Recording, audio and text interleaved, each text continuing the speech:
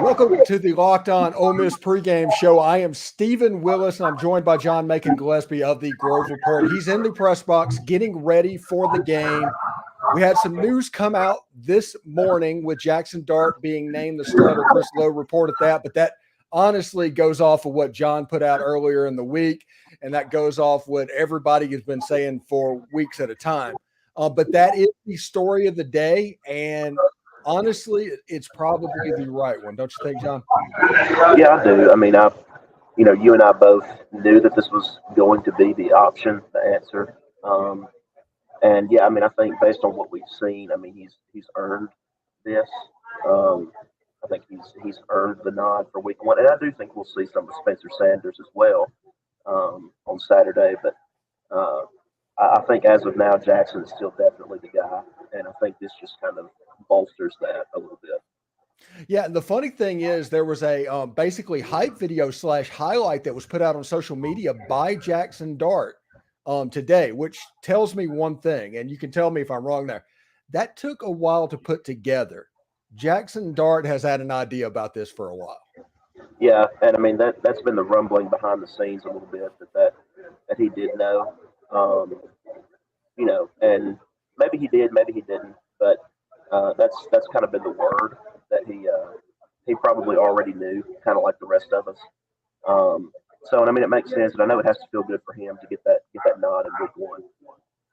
Yeah, we did an episode. Our Friday episode is the Why Ole Miss Wins episode, and it doesn't matter who Ole Miss is playing. I'm going to do a Why Ole Miss Wins episode, but we did it for Mercer, and we didn't necessarily concentrate on the actual score of the game and things that happen there.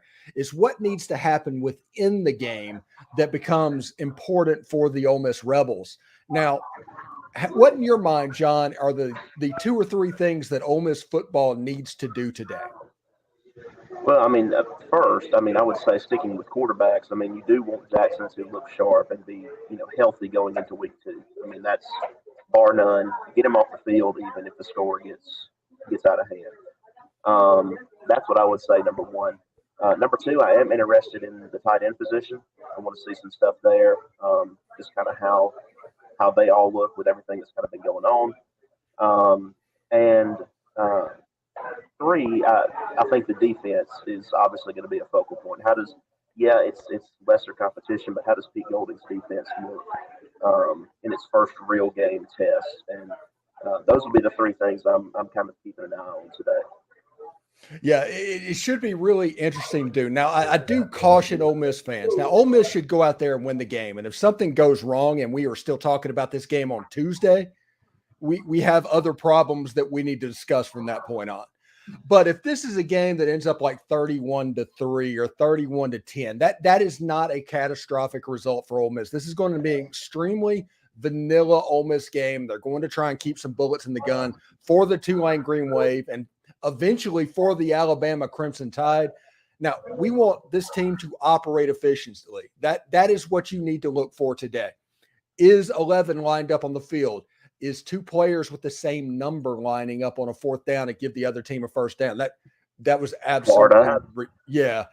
They call him Sunbelt Billy for stuff like that. And that is ridiculous. But that type of stuff, Ole Miss needs to be clean early, because the only way that really Ole Miss can lose this game is if it gets really operationally unsettled, don't you think?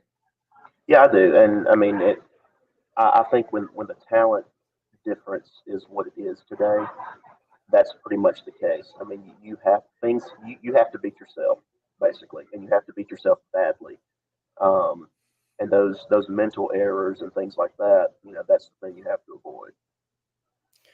Now, the depth chart came out today, and Ole Miss famously did not release one on Monday. So this was really our first look at the depth chart. We're going to go over that real quick and some things that might be interesting. Now, there's a ton of oars on this thing. You can't really take this as face value, but this will give you an idea of certain things moving forward. The first thing you notice is that we saw the guess that Trey Harris and Aiden Williams was kind of lining up in the same position. That's not entirely true. It looks like it's Trey Harris and Jalen Knox. And then you've got Dayton Wade and Aiden Williams on the outside. I thought maybe Jordan Watkins might play outside, but it looks like Dayton Wade is out there. And in the slot is George Watkins, Braylon Brown, and Caden Lee. What do you think of the kind of that lineup and how Ole Miss might come out in the passing game? Man, I think it looks really good, just in my head at least. I think it. I was kind of with you thinking that some of the guys would line up differently than they appear to be on the depth chart. But I really like. I'm really excited to see Aiden today as well. I should have mentioned that earlier. I think that's another big storyline, to see what does he pop today a little bit. Yeah, I'm looking forward to a lot of, Suntarian Perkins, Aiden Williams, A.J. Brown, Ahmad Brown, Caden Lee. Those are the 4 freshmen that I'm really interested to see today. And they have a chance to make an impact on this game, even as a young player. The offensive line in this or depth chart, one thing that's interesting is Victor Kern is listed as an or at left tackle, which is there's a couple of decisions on the offensive line that's a little bit different than what we've been hearing. Yeah, and that was the first one that kind of caught my eye. Just kind of scanning here, that was the part. And the O line doesn't get as much publicity as some skill positions, especially when there's been a quarterback competition going on. But that's just as important, right? I mean, knowing, because if there's no protection, there's the offense doesn't work. So that was interesting to me too, seeing that or at left tackle. Then if you look at tight end, there's oars all over the place, other than Caden Prescorn being ahead. But there's rumors about whether or not he's going to play if he had some surgery. I haven't heard the final word on that, if he'll be available for this game.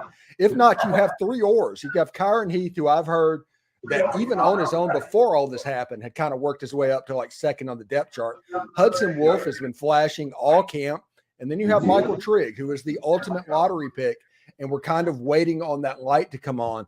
Today, I think the tight end position will be good for the reps behind Caden Prescorn. I think Caden is going to be the guy moving forward, but we need to have our eye on the other 3 players as well.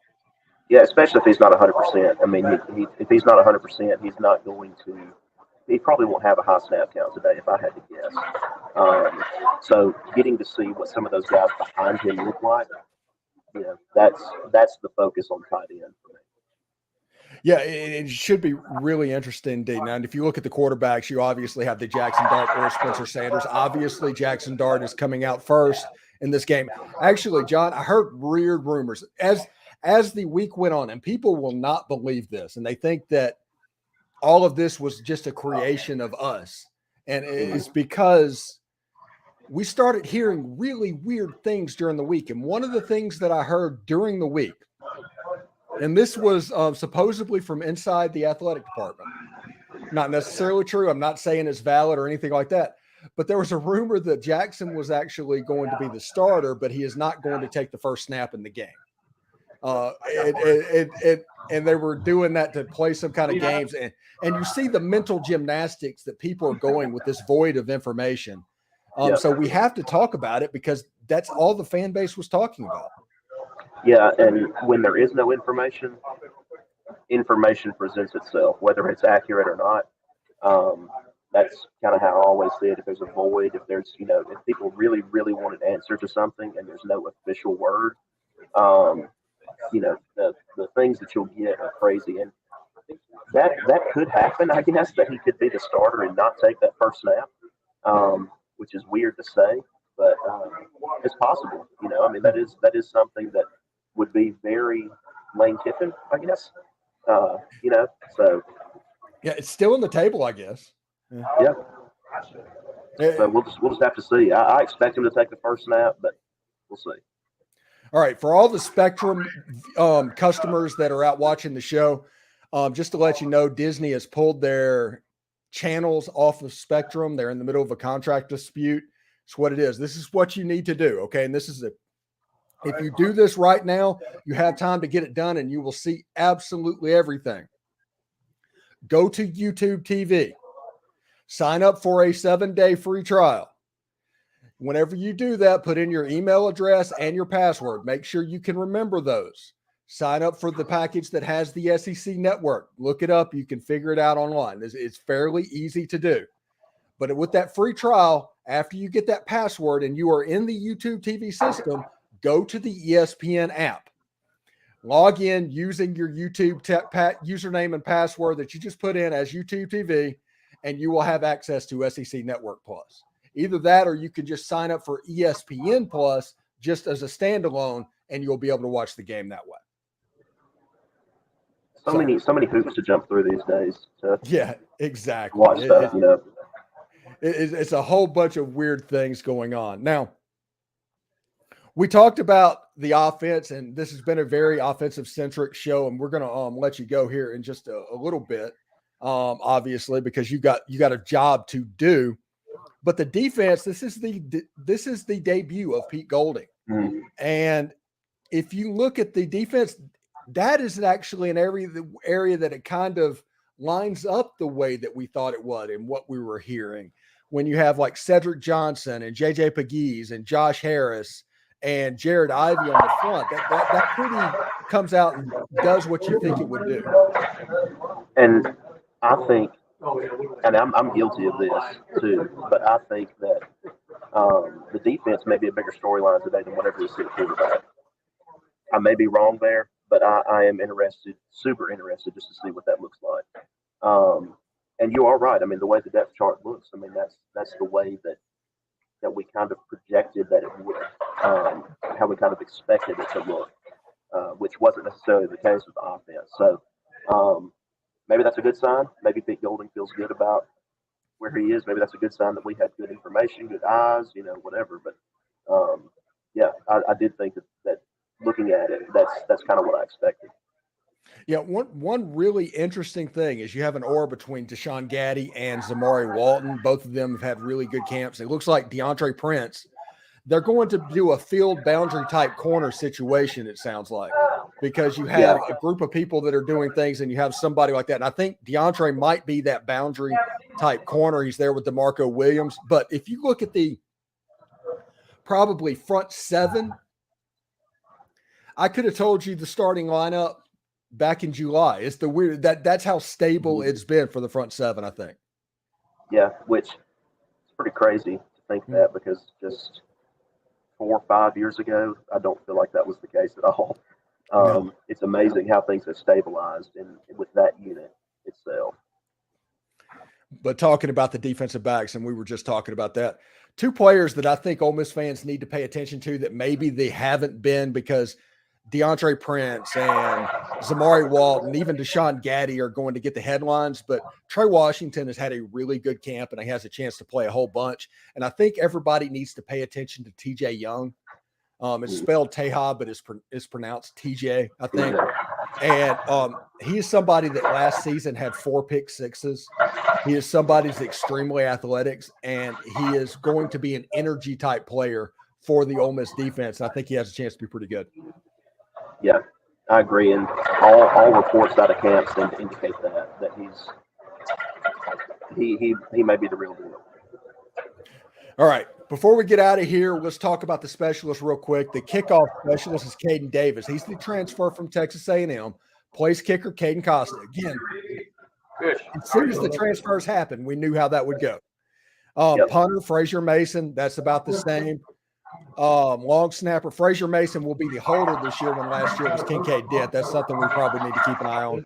Kick returns Dayton Wade and Ulysses Bentley. Punt return Jordan Watkins and Dayton Wade. What do you think about that?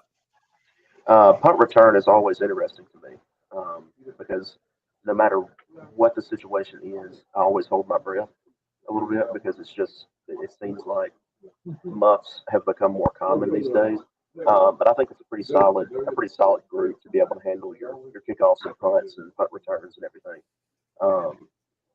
You know, and some of that may be fluid as the season goes on, and a lot of times it is, as far as the return specialists. So, but as of now, I mean, I think that's probably the right move for both of those spots. All right, before we get out of here, what's your last thoughts on this game sitting up in the press box? Man, I'm excited. It's been a long time coming. I always love the first game of the year. getting back in the groove of things. And even though it's not a marquee matchup necessarily, I'm super excited about it. And I'm just really interested to see the ins and outs of the game once again, and just be back in football season. I mean, I know that sounds emotional. That may not have been what you were looking for, but that's just how I feel. Hey, since the Texas Bowl and the way that bad taste that was in our mouth after the Texas Bowl, we've been trying to get rid of that for like 9 months at this point. Mm-hmm. So it's all been built up, and it's all like you take it up to 11 with anticipation, and everything is about to be done in about an hour. We are about an hour right now away from kickoff, and it should be pretty impressive indeed. But anyway, thank you very much, John, and I will see you later, bud. All right. I appreciate it, Stephen. Thank you. All right.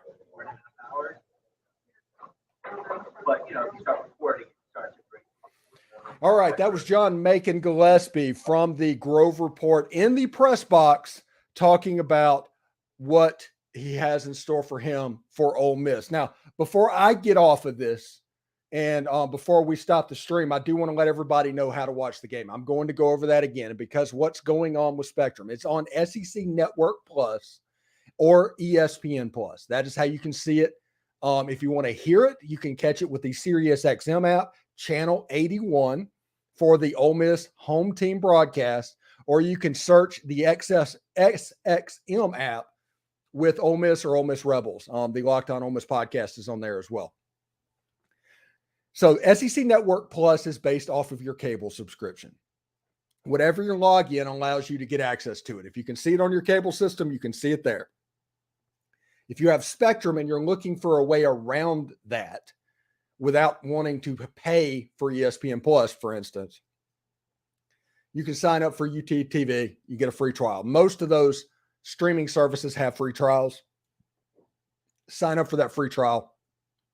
Use that login information. Go on the ESPN app. Log in that way. You can get SEC Plus. Now, if you just want to do the simple way, you can sign up for ESPN Plus. Go to the website, sign up for that, and you can basically do whatever you need to do with that, and you should be able to see it.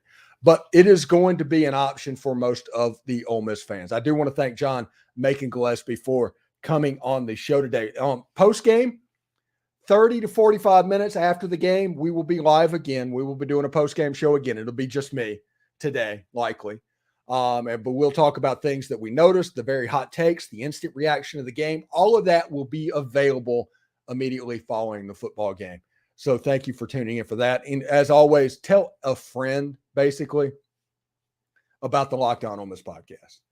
Well, all we ask is one, because if everybody that watches tells one person and they watch, all of a sudden we have a show that is getting 5,000 views per episode. And we have a point to elevate even more the voice of Ole Miss fans. So I hope everybody has a good time. Our goal, like I said, and I'm not going to apologize to anything for it, is to be the dominant voice for Ole Miss sports so we can have that voice. It's been way too long that the pay sites have controlled the narrative around Ole Miss sports. I think the other fans, the other 55,000 fans in the stadium should have a say as well. So we do that. So thank you very much for tuning in. We had a great month. Over 100, I think the final number was 185,000 people tuned in August. Absolutely nuts. Thank you so much. And we're going to keep doing this always. So after the game, tune in here. We will give our hot takes about everything that was going on. Jaxson Dart getting that start. Hey, when Jaxson Dart gets announced here in a couple of minutes on the Jumbotron, let's all erupt. Let's all erupt. Jaxson deserves it. He needs to have the victory lap that I've been calling for a couple of weeks for him to have. And hopefully Jaxson performs well. We'll see. I hope Spencer plays pretty well too, because Spencer's going to play a good bit. Don't think it's a situation where Jackson's just going to come in and do it. Spencer's going to have packages. And then I want to see Walker Howard. I want to see Austin Simmons. I want to see those two ball out in the second half. And I hope Ole Miss, who I think is favored by somewhere in the ballpark of 35 points at the moment. It started at 31. It went immediately up to 35. But it's an FCS game. But it's just one of those things that I'm excited about so many different things. I do want to thank John Macon for coming on the show today. And, he does a fantastic job, and we like having him around. So anyway, thank you very much for tuning into the Locked On Ole Miss podcast, and we will catch you a little bit later after the game. Sorry we were a little bit early today. John Macon had to go because his press prox duties and all of that. But we're going to try and guess and figure out exactly when to schedule that podcast in the future. So thank you very much for tuning in for that. We will see you immediately after the game. Take care. Hotty toddy.